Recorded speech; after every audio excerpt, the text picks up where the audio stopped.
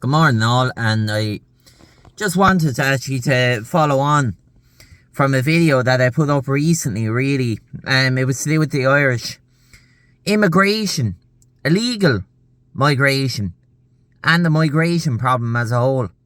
Now, we know the problems that that's causing all over our country. They go on the news, they go on the mainstream media, and they talk about how there's a lack of housing. Well, when they're leaving in illegals and when they're bringing in so much migration from third world countries, which are fairly well off because their families are very well off, countries such as India, countries such as Pakistan, people don't understand that the families that these people are coming from are very wealthy in their own countries, but they come over to Ireland. They know there's a lot of money to be handed to them for free here. They take the money here, they send it back to their homeland, and then eventually what they'll do is they'll move back to their homeland while renting out the house that they bought here as landlords. Now, I'm seeing more and more non-Irish, non-native landlords on websites such as daft.ie, rent.ie. They're all over the place. Like, it's absolutely ridiculous, lads. And it just goes to show the agenda at play. The agenda at play is 100%. You mark it down. There's no getting out of this. It's an anti-Irish agenda. It's an Irish hating agenda. They do not appreciate the value of the Irish people and the Irish culture. Our people are being demonised. Our people are being degraded. Our people are being stamped down on day in, day out.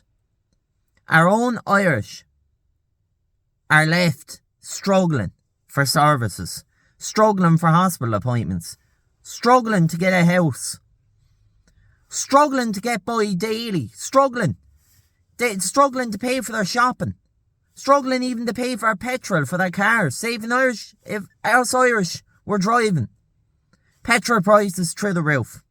€20 worth of petrol. Lasts only a couple of drives now. Before, the litres, you would have got a lot more litres for the same amount. But as with everything nowadays, you get a lot less for your money. A lot less. And that's all part of the plan too. And this plan as well, with so many foreigners, people of foreign origin, being renting and given rentals, while the media has the audacity to say to us there's a shortage of houses, where the anti-Irish government have the audacity to say that there's a shortage of houses. How is there a shortage of houses, everyone? There's not a shortage of houses. If you got rid of all the foreigners, they shouldn't be here. And all the illegals, they should not be here. All the ones that never want to contribute to Irish culture, never want to speak to Irish people, never want to integrate. They need to be gone. And that's the truth. They need to be out of here. And that'll free up houses for us Irish. It'll free up houses for all the native Irish that have been demonised, left on the side of the streets, left with nothing. But our hope that something would change in this country, our hope that a new radical belief, and it has to be a real belief, it has to be brought back to what built us as Irish people. We have to go back to our roots. We have to go back to the days where we had to fight to get where we are.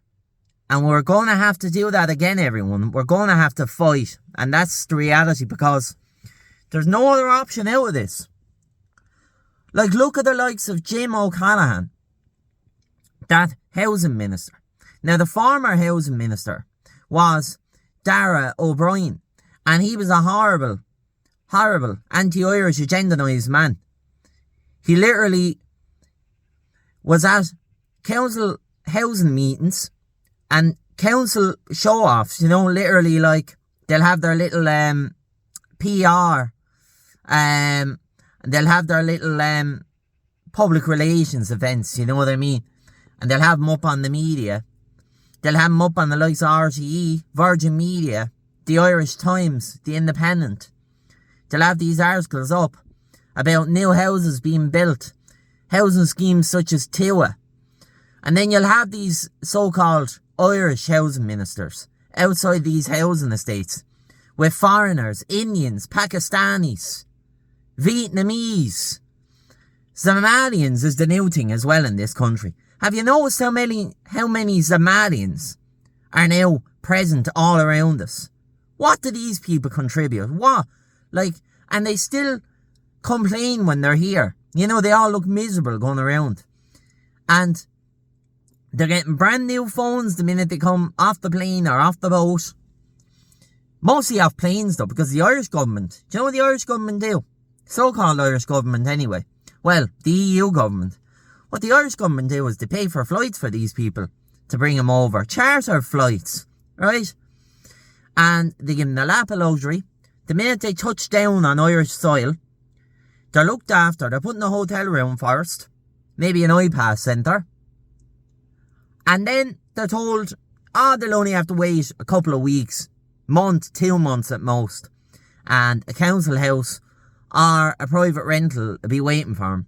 But there's more, and they give them supplements then to pay for the private rental. They give them supplements. Now what supplements do the native Irish get? Nothing. We have to struggle for the likes of the HAP.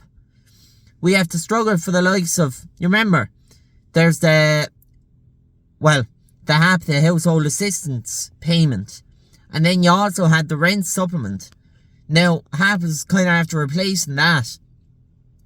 But still, anything of good use to Irish people to be able to pay their rent and to pay for their house over their roof is made as difficult as possible. You have to jump through as many loopholes as possible to get these things. Now you have these Irish staffing behind the counters and they're leaving it fly. None of them are saying anything about it. None of them. And none of them are speaking out about it. They're all being quiet because it suits their own pockets. It suits their little comfortable agenda. They think everything is grand. But what's going to happen when these housing organisations, because they're giving away enough houses to foreigners anyway, what's going to happen when the housing organisations start throwing out the Irish staff and they start hiring foreigners because they're giving the houses to the foreigners, so they may as well have foreign counterparts to give them the houses and give them a voice and have their little translators, because this is what's happening in the country too. You'll have people out getting houses and they'll be going into the housing and they'll be Muslim, Islam, Africans, and a lot of them can't speak the native language. And have a guess what happens?